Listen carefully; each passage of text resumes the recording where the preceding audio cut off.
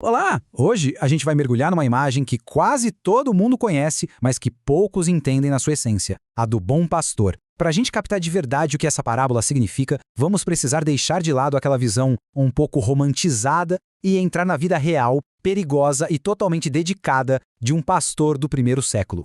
Vamos descobrir juntos por que essa metáfora é tão visceral e poderosa.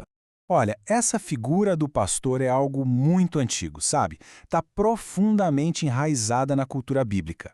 Essa citação aí de Isaías, escrita séculos antes de Cristo, já coloca o pastor não só como um guia, mas como um protetor, íntimo, carinhoso, aquele que carrega os mais frágeis bem perto de si. Então, para a gente entender a parábola, primeiro a gente precisa entender a vida de um pastor na Palestina daquela época. E não era nada poético, viu? Era uma profissão de risco e que exigia uma dedicação, nossa, total. A própria geografia da Judéia já dava o tom da coisa. O terreno era cheio de pedras, difícil de andar, com poucas áreas de pasto bom. Isso queria dizer que os pastores estavam sempre em movimento, sempre vigilantes, bem longe de qualquer cerca ou muro de proteção.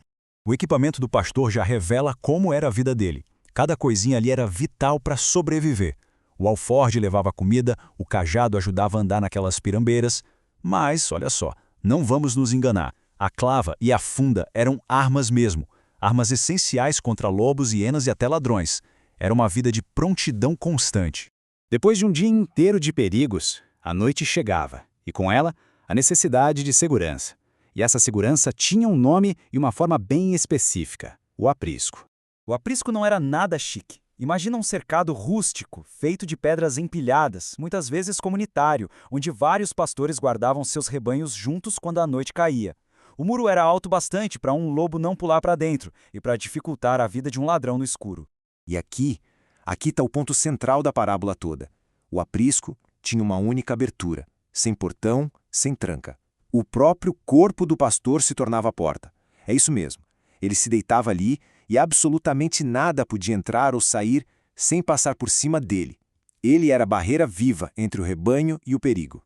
Mas a proteção física era só uma parte da história. A outra era um laço de confiança, construído com algo muito simples, mas poderosíssimo: a voz. De manhã, imagina a cena. Vários rebanhos que passaram a noite juntos, tudo misturado. Como separar? O pastor entra no aprisco e simplesmente chamava. As suas ovelhas, que conheciam o som da voz dele e até os nomes que ele dava para elas, se levantavam e o seguiam para fora, enquanto as outras ficavam lá, paradinhas. Essa confiança era exclusiva. Uma voz estranha não gerava curiosidade, gerava pânico. As ovelhas fugiam, porque o instinto delas sabia que uma voz desconhecida podia significar perigo. Reconhecer a voz certa era literalmente uma questão de vida ou morte. Com todo esse cenário bem vivo na nossa mente, as palavras de Jesus, lá em João, capítulo 10, que podiam parecer só poesia, se transformam em revelações de uma profundidade imensa.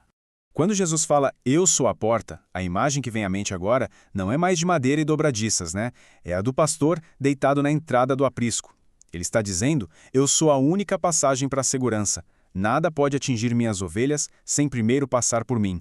E aí ele completa a imagem. Ele não é só a porta que protege à noite. Ele também é o bom pastor. Aquele que guia, que alimenta e que cuida ativamente do rebanho durante o dia.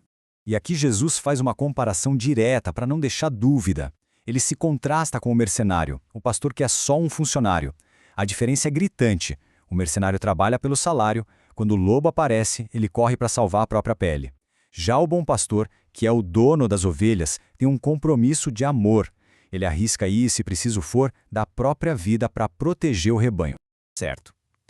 Então, o que tudo isso quer dizer para a gente? Qual é a promessa final que está guardada nessa parábola tão cheia de detalhes do mundo real? A promessa, na verdade, se desdobra em 3 partes. Primeiro, a capacidade de conhecer a voz certa, aquela que guia para o caminho seguro. Segundo, a certeza de uma proteção total, como um rebanho que é guardado pela própria porta viva.